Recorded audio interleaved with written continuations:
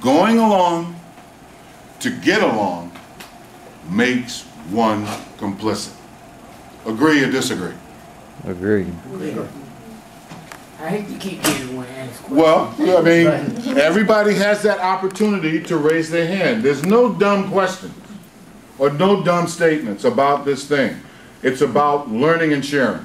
Well, one is Just the only thing I have, speak louder so everybody can hear.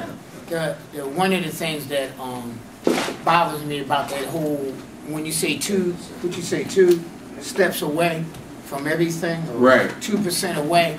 The drug war is 2 degrees from everything. One of the things that bothers me about the impact of drugs and our people, our young people in particular, being incarcerated, is that it also strips them from strips them from the family, because now the next biggest industry is re-enterization. You know, so now that's $1 million business of re-entering, and that takes you into another whole ball game. Plus, they make sure that you can't move from a certain economic level, because they also strip your ability to pay child support and the lack of ability to hold a driver's license so that you can get a good job. It just damaged the whole criteria. It's a domino effect. But the news will say, well, how do they call it? A father that doesn't pay child support. Absentee. Yeah, and some other one. What is it? Deadbeat. How you gonna be? If I've seen 15 guys in the last 3 or 4 weeks that took the test to be a fireman, or took the test but every one of them jobs called for a driver's license, and they could not get the driver's license because they owed child support. Or so because they had a drug felony.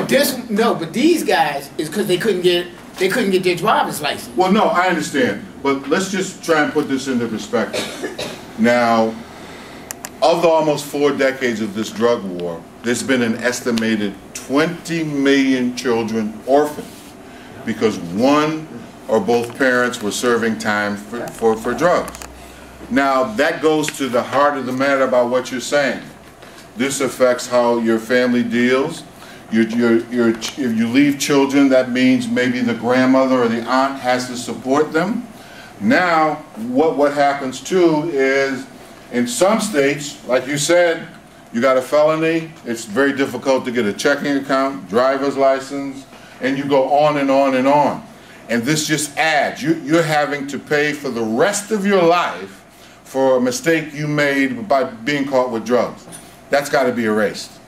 One more question. Statement. Why? Hold on, let me get to him, so, you know, not that I'm figuring out, we could talk. Go ahead. I think that there's a way in which a lot of this information has been known for quite some time. Yes. Sort of the basic stuff. Yes. And again, just because I'm not familiar with this, has the Congressional Black Caucus, has anyone proposed legislation on the federal level or anything like that? No? Forget it. No? Forget it. Really? This is an electrified third rail in politics. Now, we got this guy, well, you talk about the Black and Latino caucus, no. When you start to look at Black and Latino federal Congress people, you will find that they vote against, in the 80 percentile, against bills that would help the Black and Latino and poor white community. 80% of the time they vote against this. Now, you've got to understand that once most of these people get into the political mainstream, either you are going to go along to get along, or you're getting out. Right. This is the reason why we have the Green Party. Because the Green Party puts forth issues that most people don't.